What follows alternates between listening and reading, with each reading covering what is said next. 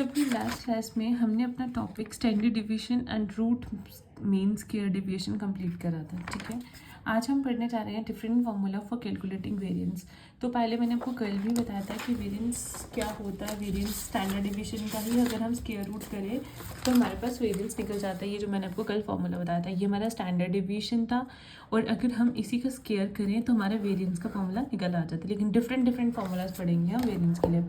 सबसे पहले देखेंगे बाय डेफिनेशन हमें पता है वेरिएंस किसके इक्वल होता है, हमारा sigma square 1/n summation F I X I minus X bar का स्क्वायर। और ये सबमिशन आई से कहाँ तक जा रहा है आपका, जो एन यहाँ पे होगा वहीं तक आपका सबमिशन जा रहा होगा। ठीक है, कैपिटल एन तक।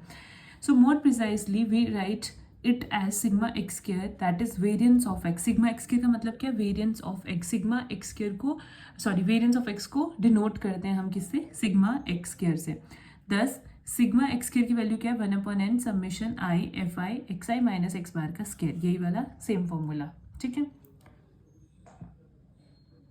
अब यहाँ पे सिर्फ x आ गया, क्यों, क्योंकि ये हम x जो हमारी ऑब्जर्वेशन से, अगर y है तो सिग्मा वाई स्क्वायर होगा, अगर z है तो सिग्मा जेड स्क्वायर होगा। ठीक है, डिपेंड करता है उस पर। If x bar is not a whole number but comes out to be fraction, अगर वो होल नंबर ना होके फ्रैक्शन में आ जाए तो कैलकुलेशन, देखो अगर एक्स बार की वैल्यू कुछ फ्रैक्शंस में पॉइंट्स में आ जाए तो कैलकुलेशन जो है सिग्मा स्क्वायर की वो हमारे लिए थोड़ी सी क्यूबरसम एंड टाइम कंज्यूमर, मतलब डिफिकल्ट हो जाएगी। So in order to overcome this difficulty we shall develop the different forms of the, इसी डिफिकल्टी से बचने के लिए हमने कुछ डिफरेंट फॉर्म्स लिए हैं which reduces the arithmetic to a great extent and are very useful for computational work के लिए.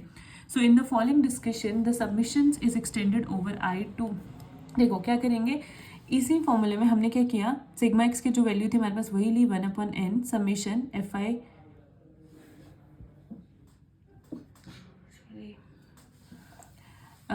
देखो ये फॉर्मूला था हमारे पास sigma X square 1/n summation I F X I minus X bar का स्क्वायर, यही चीज़ थी, वही ली।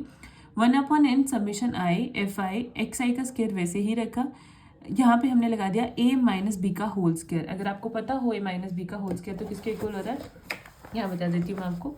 देखो मैथ्स में एक फॉर्मूला होता है that is a minus B का whole square which is equal to a square plus B square minus twice of A B. ठीक है, ये वैल्यू हमारी a का काम करती है कि b का। तो इस केस में हमारे पास a क्या है, एक्स आई, और b क्या है हमारे पास एक्स बार। तो a माइनस बी का होल स्क्वायर लगाया, a square that is X I का square plus b square that is X bar का स्क्वायर, और minus twice of A B, twice a क्या है एक्स आई और b क्या है एक्स बार। तो ये हमने फॉर्मूला लगा दिया यहाँ पे। ठीक है, अब इसको एक्सपैंड करेंगे। देखो फॉर्मूला लगाया 1/n वैसे रहा, सबमिशन ऑफ आई वैसे रहा, एफ आई वैसे ही रहा। देखो एफ आई की मल्टीप्लाई इन सारे टर्म्स के साथ होगी।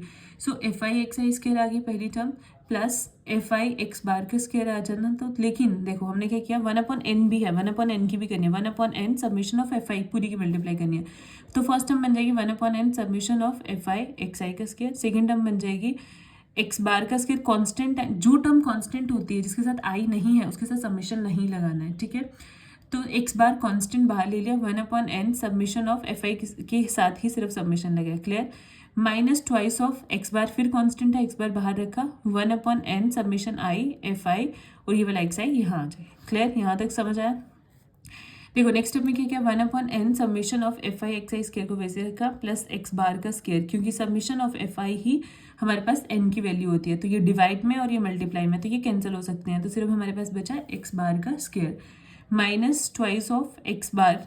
देखो 1/n summation of I F I X I किसका फॉर्मूला होता है हमारे पास, किसका होता है, डिस्क्रीट के केस में मीन का फॉर्मूला होता है। दैट इज ये, इसको भी हम एक्स बार लिख सकते हैं। तो एक्स बार इंटू एक्स बार क्या आ जाएगा हमारे पास, एक्स बार का स्क्वायर, ये वैल्यू आ गई। तो ये वैल्यू क्या बनेगी हमारे पास, 1/n summation I F I x का स्क्वायर माइनस, देखो ये वैल्यू और ये वैल्यू सेम हो गई, तो माइनस ट्वाइस ऑफ एक्स बार में से जब एक एक्स बार को हम माइनस कर देंगे तो हमारे पास बचेगा माइनस एक्स बार। तो ये वैल्यू हमारे पास बच गई। तो लास्ट में सिग्मा एक्स की वैल्यू हमारे पास क्या आ गई, सिग्मा एक्स की which is equal to 1/n summation I F I X I का स्क्वायर माइनस, देखो एक्स बार स्क्वायर को हम कैसे लिख सकते हैं, 1/n summation I F I X I का होल स्क्वायर। ठीक है, तो ये हमारे पास एक डिफरेंट फॉर्म आ गई वेरिएंस की, हम वेरिएंस को ऐसे भी निकाल सकते हैं। ठीक है, नेक्स्ट हमने क्या लिखा है, if the values of x and F R large, अगर x और f की वैल्यू बहुत ज़्यादा बड़ी है, मतलब बड़ी ज़्यादा लार्ज वैल्यूज़ हैं, तो calculation of F X square is quite tedious, वो भी थोड़ा सा हमारे लिए डिफिकल्ट हो जाएगा. So in that case we take the deviation from an arbitrary point A. तो इसको इस ऐसे केसेस में हम क्या कोशिश करते हैं कि हम डेविएशन निकाल लें. ठीक है, डेविएशन ले लेंगे. Generally the point in the middle of the distribution is much convenient. जो पॉइंट जो है हम डिस्ट्रीब्यूशन के मिडल से सेंटर वैल्यू से उठाते हैं वो कन्वीनियंट होता है. दो formula is true in general. So D I deviation को डिनोट करेंगे डी आई से. डी आई की वैल्यू आ जाएगी एक्स आई माइनस ए. ये ए क्या है? डिस्ट्रीब्यूशन की मिडल वैल्यू जो ऊपर हमने बता दिया. और एक्स आई तो आपके पास जो डिस्ट्रीब्यूशन के ऑब्जर्वेशन होंगे, जो मिड वैल्यूज होंगी. अब इसी इक्वेशन को मल्टीप्लाई करेंगे एफ आई से, summing over I from 1 to, मतलब एफ आई मतलब फ्रीक्वेंसी से मल्टीप्लाई करेंगे, सबमिशन भी लगाएंगे. और सबमिशन कहाँ से कहाँ तक जाएगा? 1 से लेके n तक. एंड डिवाइडिंग और कैपिटल N से इसको डिवाइड करेंगे. देखो कैसे, 1/n सबमिशन आई. देखो डी आई था ना सिर्फ, पहले तो मल्टीप्लाई करिए एफ आई के साथ, फिर सबमिशन भी लगाया और फिर n से डिवाइड भी किया, तो ये वैल्यू बन गई. सेम इस केस में भी एफ आई एक्स आई को भी मल्टीप्लाई करेंगे एफ आई से, सबमिशन भी लगाएंगे और एन से डिवाइड भी करेंगे. माइनस ए को भी करेंगे, मल्टीप्लाई भी करेंगे एफ आई के साथ, सबमिशन भी लगाएंगे और एन से डिवाइड भी करेंगे. तो हमारे पास क्या निकल के आ जाए? देखो 1/n summation of I F I X I formula होता है एक्स बार का, लेकिन यहाँ पे एफ आई डी आई है तो ये डी बार का होगा. वैसे ही 1/n summation I F I X I किसका होगा? एक्स बार का, माइनस ए. और ये n की वैल्यू क्या होती है? सबमिशन ऑफ f, और सबमिशन ऑफ f यहाँ पे भी है, तो इट मीन्स ये आपस में कैंसिल हो जाएंगे और a सिंगल बच जाएगा. क्लियर?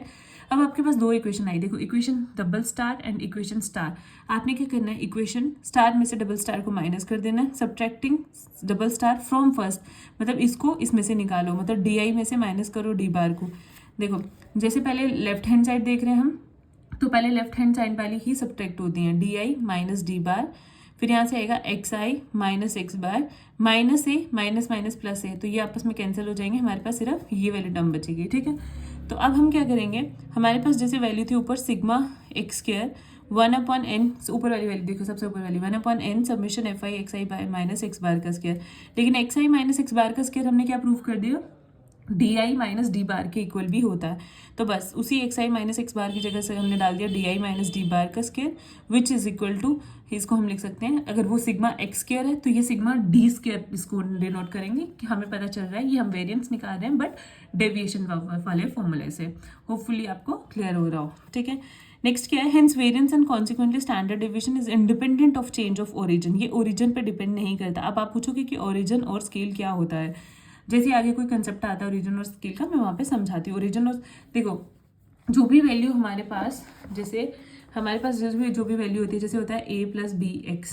ठीक है, यहाँ पे a जो है वो हमारे किसका काम कर रहा है?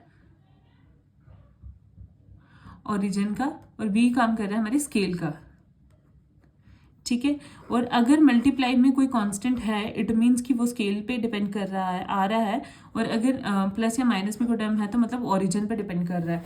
तो लेकिन इसके केस में अब हम देखेंगे कैसे है. लेकिन उसने बोला कि variance and consequently standard deviation is independent of change of origin. तो ओरिजिन पे ये डिपेंड नहीं करता बट स्केल पे करता है. ठीक है, जैसे डी आई की वैल्यू हमें पता है डेविएशन किसके इक्वल होता है? X I minus A upon H. And X I की वैल्यू अगर हमें यहाँ से बनानी होगी वो क्या बनेगी? डी आई के साथ मल्टीप्लाई कर देंगे एच की, और ये माइनस का ए और सट जाएगा प्लस का, तो एक्स आई की वैल्यू आ जाएगी ए प्लस एच डी आई.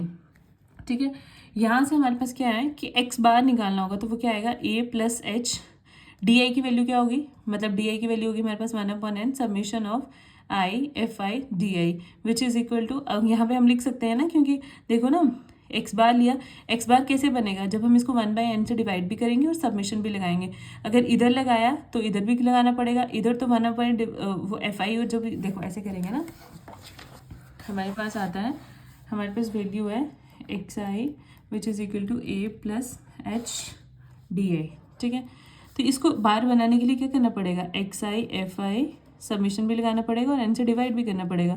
इसको सबमिशन ऑफ एफ आई और एन से डिवाइड करेंगे, वो कैंसिल हो जाएंगे क्योंकि सबमिशन ऑफ एफ आई और एन जो है वो इक्वल होते हैं, खत्म हो जाते हैं. ये ए ही बचेगा प्लस एच. यहाँ पे summation of d i F i upon n करोगे तो ये क्या बन जाएगा? डी बार, और ये बन जाएगा एक्स बार.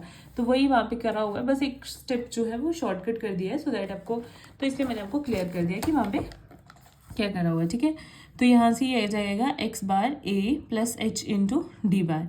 तो यहाँ से आपके पास क्या आ गया? X I minus X bar is equal to H into D I minus D bar आ जाएगी आपकी वैल्यू, ठीक है। क्योंकि देखो यहाँ से डी बार की वैल्यू आ जाएगी आपके पास, आपको पता है x I minus X bar किसके इक्वल होता है, D I minus D bar के। तो यहाँ पे आपके पास एक और रिजल्ट मिल गया कि X I minus X bar किसके इक्वल होता है आपके पास, H into D I minus D bar, ठीक है। सो फाइनल आपके पास जो सिग्मा स्केयर की वैल्यू निकल के आएगी वो ये होगी, sigma square is equal to 1/n summation F I X I minus X bar का स्केयर। तो एच भी था ना वहाँ पे, तो एच स्केयर आ जाएगा। इसको हम इसके इक्वल लिख सकते हैं 1/n summation I F I D I minus D bar का square which is equal to H square into sigma D square. यहाँ से आपको होपफुली क्लियर हो गया होगा। अगर फिर भी कोई डाउट है तो फिर भी आपने मेरे को बताना है, ठीक है। ये आपकी सिग्मा स्केयर की एक डिफरेंट फॉर्म आ गई। अब इसके बाद हम पढ़ेंगे वही hence the variance is independent of change of origin but not of scale. हाँ, ओरिजिन मैंने आपको बताया, जो प्लस या माइनस में कोई भी वो ओरिजिन का काम करते हैं, जो मल्टीप्लाई में वो स्केल का काम करते हैं। तो उस पर ओरिजिन पे ये इंडिपेंडेंट होता है, डिपेंड नहीं करता, बट ये स्केल पे डिपेंड करता है, ठीक है। तो अभी हम नेक्स्ट क्लास में करेंगे कि कंबाइंड सीरीज अगर हमारे पास होंगी तो उसका वेरिएंस हम कैसे निकालेंगे।